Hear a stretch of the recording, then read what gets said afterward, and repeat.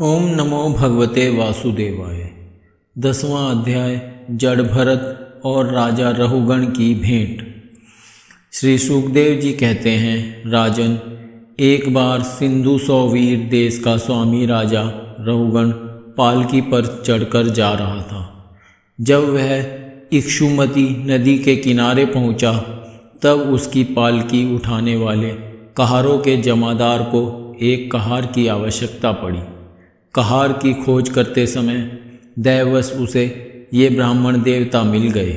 इन्हें देखकर उसने सोचा, यह मनुष्य हष्टपुष्ट, जवान और गठीले अंगों वाला है, इसलिए यह तो बैल या गधे के समान अच्छी तरह बोझा ढो सकता है। यह सोचकर उसने बेगार में पकड़े हुए अन्य कहारों के साथ इन्हें भी बलात् पकड़कर पालकी में जोड़ दिया। महात्मा भरत जी यद्यपि किसी प्रकार इस कार्य के योग्य नहीं थे, तो भी वे बिना कुछ बोले चुपचाप पालकी को उठा ले चले। वे द्विजर कोई जीव पैरों तले दब न जाए, इस डर से आगे की एक बाण पृथ्वी देखकर चलते थे, इसलिए दूसरे कहारों के साथ उनकी चाल का मेल नहीं खाता था। अतः जब पालकी टेढ़ी सीधी होने लगी, तब यह देखकर राजा रहुगण ने पालकी उठाने वालों से कहा, अरे कहारों, अच्छी तरह चलो, पालकी को इस प्रकार ऊंची नीची करके क्यों चलते हो।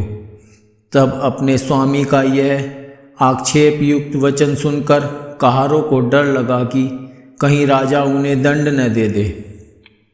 इसलिए उन्होंने राजा से इस प्रकार निवेदन किया, महाराज, यह हमारा प्रमाद नहीं है, हम आपकी नियम मर्यादा के अनुसार ठीक ठीक ही पालकी ले चल रहे हैं। यह एक नया कहार अभी अभी पालकी में लगाया गया है, तो भी यह जल्दी जल्दी नहीं चलता। हम लोग इसके साथ पालकी नहीं ले जा सकते। कहारों के ये दीन वचन सुनकर राजा रहुगण ने सोचा, संसर्ग से उत्पन्न होने वाला दोष एक व्यक्ति में होने पर भी उससे संबंध रखने वाले सभी पुरुषों में आ सकता है। इसलिए यदि इसका प्रतिकार न किया गया तो धीरे धीरे ये सभी कहार अपनी चाल बिगाड़ लेंगे। ऐसा सोचकर राजा रहुगण को कुछ क्रोध हो आया। यद्यपि उसने महापुरुषों का सेवन किया था, तथापि क्षत्रिय स्वभाववश बलात् उसकी बुद्धि रजोगुण से व्याप्त हो गई और वह उन द्विजश्रेष्ठ से, जिनका ब्रह्म तेज भस्म से ढके हुए अग्नि के समान प्रकट नहीं था, इस प्रकार व्यंग से भरे वचन कहने लगा, अरे भैया, बड़े दुख की बात है, अवश्य ही तुम बहुत थक गए हो। ज्ञात होता है तुम्हारे इन साथियों ने तुम्हें तनिक भी सहारा नहीं लगाया। इतनी दूर से तुम अकेले ही बड़ी देर से पालकी ढोते चले आ रहे हो। तुम्हारा शरीर भी तो विशेष मोटा ताजा और हट्टा कट्टा नहीं है, और मित्र बुढ़ापे ने अलग तुम्हें दबा रखा है। इस प्रकार बहुत ताना मारने पर भी वे पहले की ही भांति चुपचाप पालकी उठाए चलते रहे। उन्होंने इसका कुछ भी बुरा न माना, क्योंकि उनकी दृष्टि में तो पंचभूत, इंद्रिय और अंतःकरण का संघात, यह अपना अंतिम शरीर अविद्या का ही कार्य था। वह विविध अंगों से युक्त दिखाई देने पर भी वस्तुतः था ही नहीं, इसलिए उसमें उनका मैं मेरेपन का मिथ्या अध्यास सर्वथा निवृत्त हो गया था और वे ब्रह्मरूप हो गए थे। किंतु पालकी अब भी सीधी चाल से वहाँ चल रही थी और इधर उधर डोल रही थी, उसकी सीधी चाल नहीं चल रही थी। यह देखकर राजा रहुगण क्रोध से आग बबूला हो गया और कहने लगा, अरे यह क्या तू जीता ही मर गया है? तू मेरा निरादर करके मेरी आज्ञा का उल्लंघन कर रहा है। मालूम होता है तू सर्वथा प्रमादी है।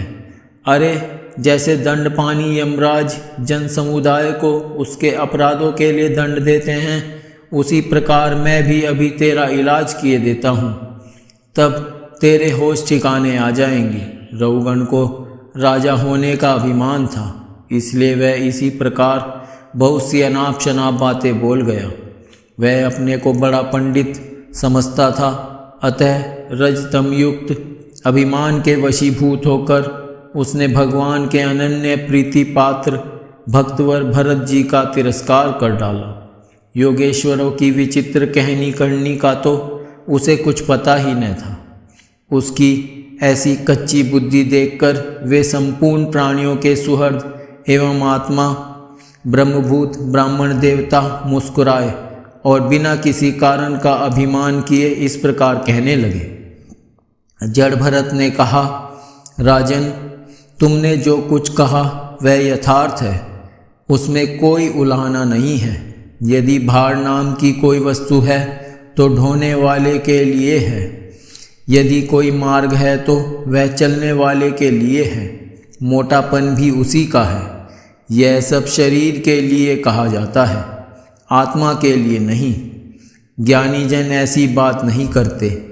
स्थूलता, कृष्टता, आदि व्याधि, भूख प्यास, भय कलह, इच्छा बुढ़ापा, निद्रा, प्रेम, क्रोध, अभिमान और शोक, ये सब धर्म देहाभिमान को लेकर उत्पन्न होने वाले जीव में रहते हैं। मुझ में इनका लेश भी नहीं है। राजन, तुमने जो जीने मरने की बात कही, सो जितने भी विकारी पदार्थ हैं उन सभी में नियमित रूप से ये दोनों बातें देखी जाती हैं, क्योंकि वे सभी आदि अंत वाले हैं। यशस्वी नरेश, जहाँ स्वामी सेवक भाव स्थिर हो वहीं आज्ञा पालन आदि का नियम भी लागू हो सकता है।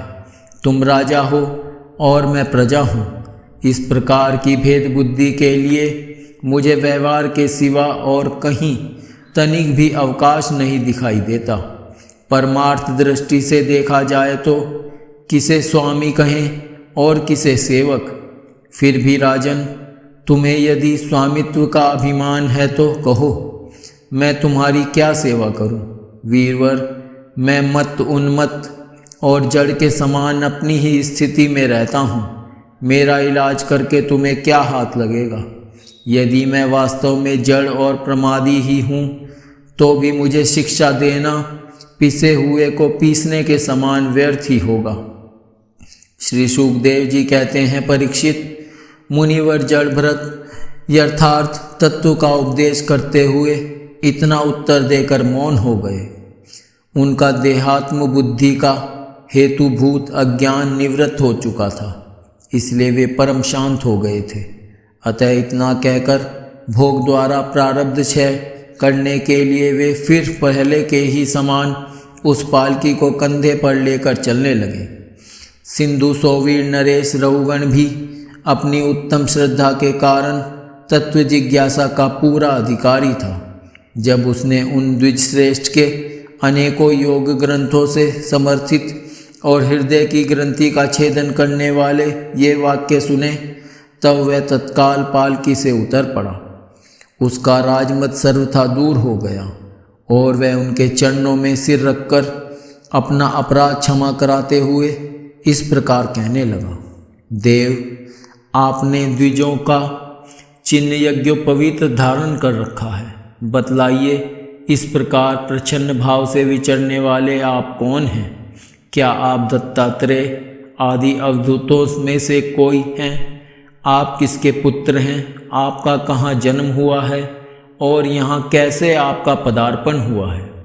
यदि आप हमारा कल्याण करने पधारे हैं तो क्या आप साक्षात सत्वमूर्ति भगवान कपिल जी ही तो नहीं हैं?